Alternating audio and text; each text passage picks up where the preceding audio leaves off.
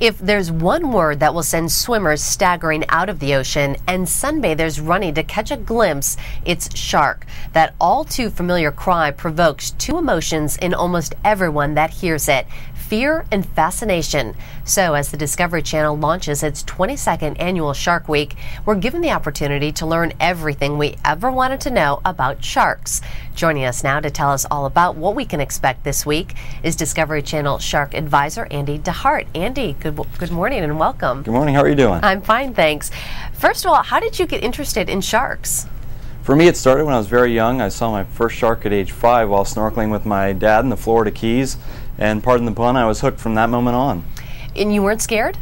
I wasn't scared. Oddly enough, it was right around the time Jaws the movie came out, so that dates me a little bit, but you know, the shark swam peacefully through the scene and kept going, and it was remarkable how different that was from what people were talking about from the movie Jaws. Well, I can relate to the movie Jaws because I know it scared me to death as a kid, and I know it fostered a lot of misconceptions about sharks. What are some of the biggest misconceptions out there? First and foremost is that sharks are mindless eating machines. The fact is that they're neither.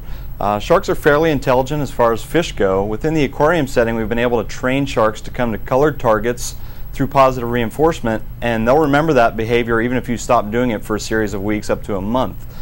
We also know they're not eating machines. They have a very focused diet. Each shark species has its own little diet that it feeds on. Humans are not part of any shark's diet, and they rarely stray from that diet at all. One of the documentaries that you're going to be airing this week is called Shark After Dark. It's on August 6th. Tell me a little bit about that. That was one that I helped co-host from the scientific perspective. Certainly one of the most fun shows I've ever been a part of. We took a look at what sharks were doing when the sun went down. What we did kind of notice was that at feeding locations, these sharks tended to be slightly more aggressive at feeding time under the same conditions that we did during the day. The other great thing is we got to look at a very rare species of shark known to science. It's the six-gill shark. And we got to work with that animal up in the Puget Sound off of Washington. And don't want to give too much away, but we actually even had a baby shark swim through the cage. So it was a great show to be a part of. I'm looking forward to seeing it. There's a lot of talk about when is the safest time to go swimming out in the ocean. Is it true that early morning and dusk is considered the most dangerous? We have to remember it's always safe to go swimming at the beach. People are going to die a lot more by drowning or even getting to the beach in their cars. But there are some peak times we tell people to avoid. Dusk and dawn are two of those times because shark feeding activity does go up at those times. We also tell people to avoid the beach when there's lots of bait fish in the area because obviously the sharks are coming in to feed on those bait fish. And how close do they come in to feed? Most people probably wouldn't want to know. I think everyone wants to know that. Yeah, most people probably wouldn't want to know. Most people have actually probably been in the water fairly close to sharks at one point in time or another if they've been to the local beaches. The reality is shark attack risk is very low, less than 100 attacks per year worldwide, and of those, roughly 5 or 6 are fatal every year. So it's very safe to be at our beaches even when there are sharks in the water. Okay. I watched some video on the Discovery website, and it was about a man who's considered the shark whisperer, and it was amazing to watch because he has this theory that sharks really just want affection, and he goes out and touches them and kisses them. Tell me a little bit about his theory.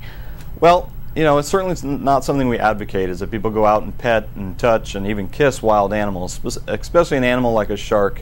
They are a top predator. You wouldn't really want to go out and do that in the national park with grizzly bears.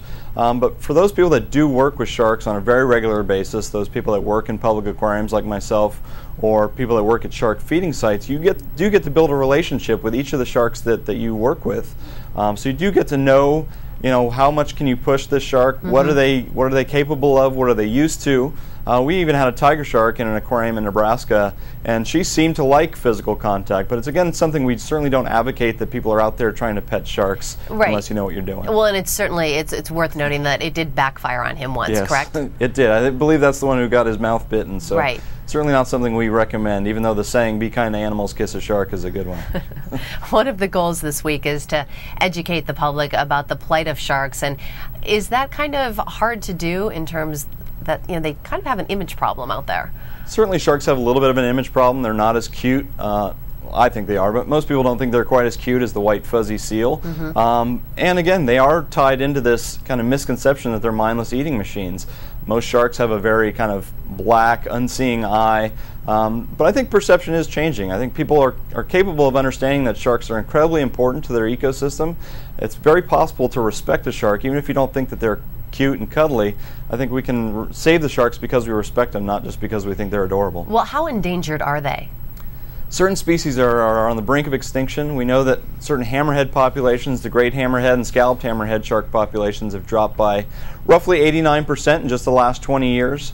A recent study showed that about a third of the ocean-going species of sharks are either critically endangered or endangered. So there are a number of them that are on the brink of extinction. I know you're going to be covering a wide range of topics this week on the Discovery Channel, and you're going to be doing some live blogging. What are you going to be focusing on the most?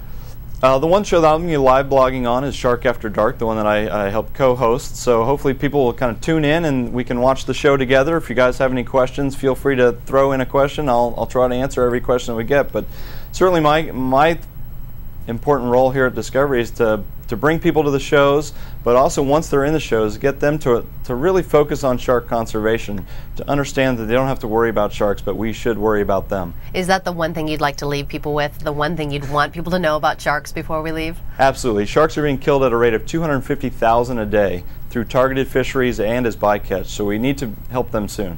All right, Andy DeHart, thanks so much for joining us. Thank you. And to find out more about Shark Week, you can log on to discovery.com/sharkweek.